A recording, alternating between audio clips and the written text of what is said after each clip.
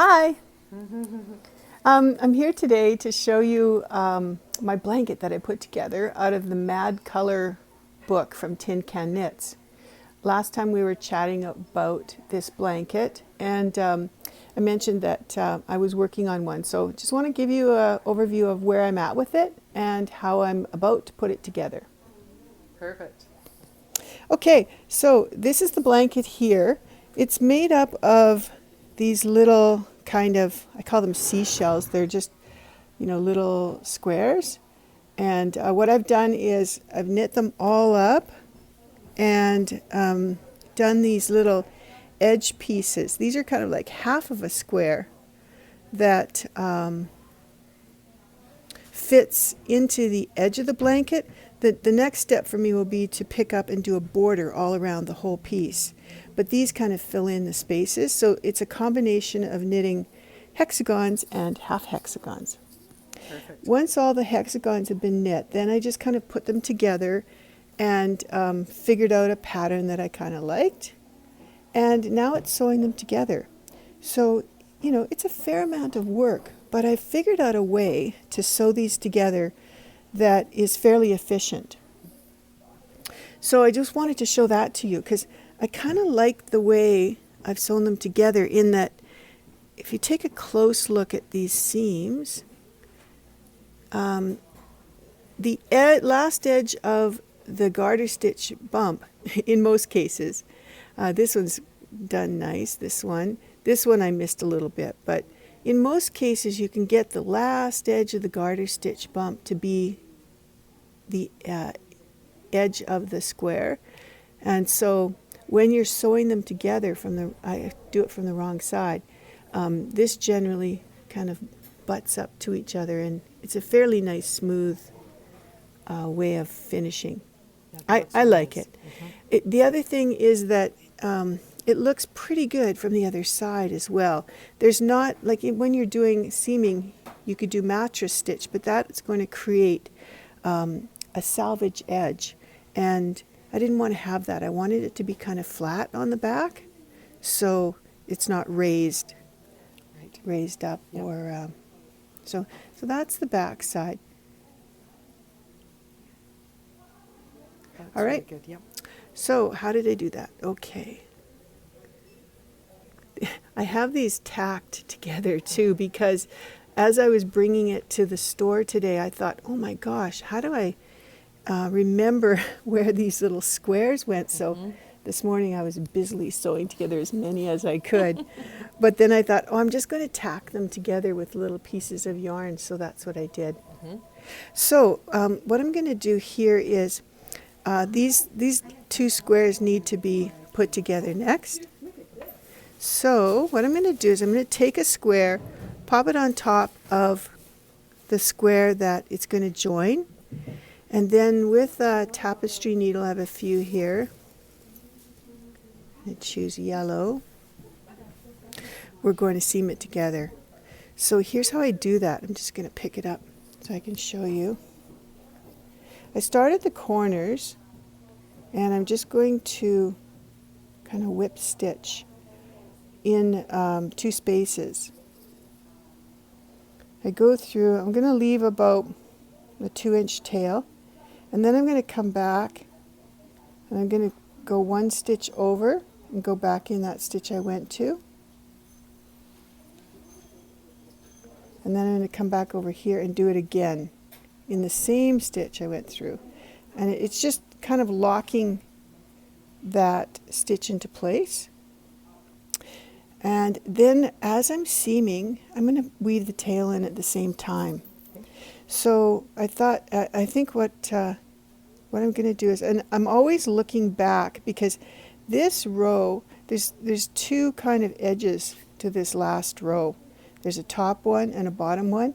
I want to leave this bottom one show up on the face of the work. So I'm always flipping back and forth and looking at the right side as I'm doing this. I want this side to stay. So I'm going to pick the other side of the stitch, and it is right here and here and here. Over here on this side, I want this one to show. So I'm going to pick up the top bumps. I'm going to pick up this one, and this one, and this one. And that's all there is to it. It's quite easy, and it's quite quick. I'll show you. Here's my first one.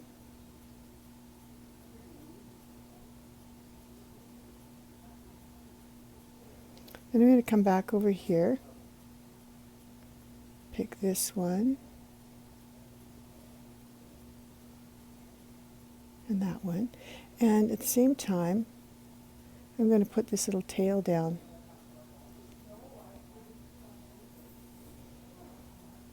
And the little tail just gets wedged underneath the yarn that I'm seaming with.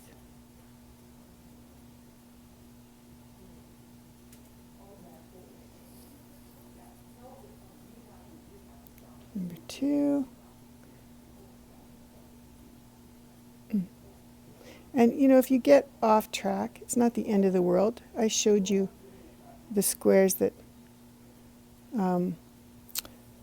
that I got off track on.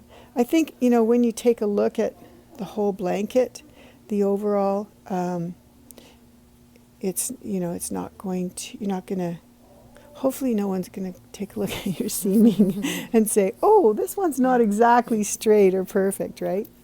So that's about it. We're just going to go and we'll pick up a strand from this side and a strand from that side and have the little tail get woven in at the same time.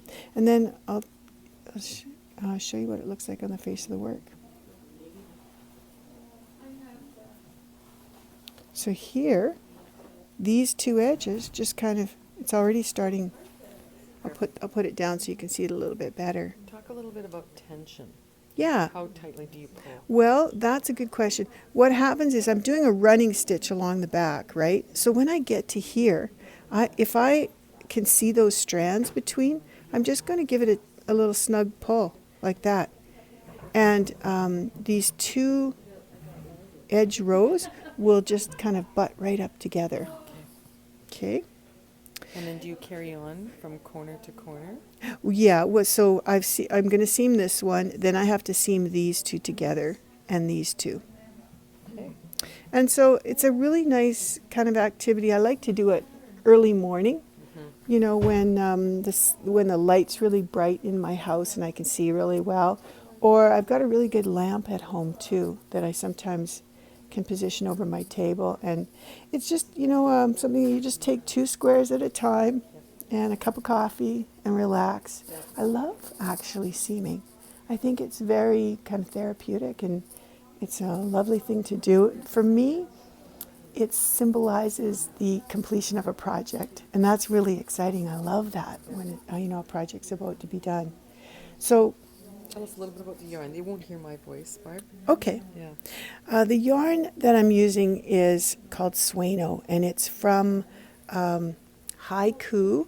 It's a blend of bamboo and wool, and I love it. It's very springy and cushy and soft.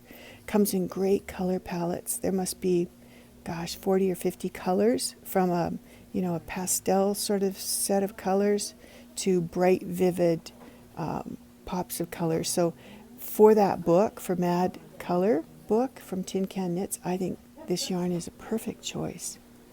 Yeah. Great. That's good. Okay. Thanks, Oh, Barb. the other thing was I used on this yarn one of the color packs. Sueno comes with mini skeins. There's 10 colors in one pack. I used one pack of the 10 colors, and I used 2 full skeins of this yellow shade and this green. And I forget the color numbers, but maybe we can pop those in later. But I like them. I wanted to have kind of a pastel sort of, I was thinking of baby blanket for this one, so that's why I chose these colors. Great. All right. Thanks, Barb. Okay. So tell us about blocking. Yeah. Okay, so you wanted to know about blocking. I blocked these squares before I seamed them together. I just find that if they're fairly square to each other, it's easier to see the places where you have to pick up the stitches to sew them together. when they come off the needle, they're kind of all curled up, and the corners or the side seams are not even. So I just washed them and laid them flat to dry. Did you put pins in? You know, I did for some, but what I did for others, I did a combination. I wet blocked this section here, and I just laid them flat to dry. Didn't put any pins. On these two sections, I was in a bit of a hurry, and I steamed them with my steam iron. Actually, I found it was really efficient because I put a cloth over top, but I found that giving them a shot of steam, I could then flatten them out with my fingers, and it worked really well. So what I'm going to do after we're all done is I'm going to go give it another soak. I'm going to wash it in a Eucalan bath and lay it flat to dry and put my blocking wires on it once I get the edging all done, and that'll square it right out. So I'm pretty happy with it. I think it turned out really nice, and I like it. Perfect. All right, thanks, Barb. Okay.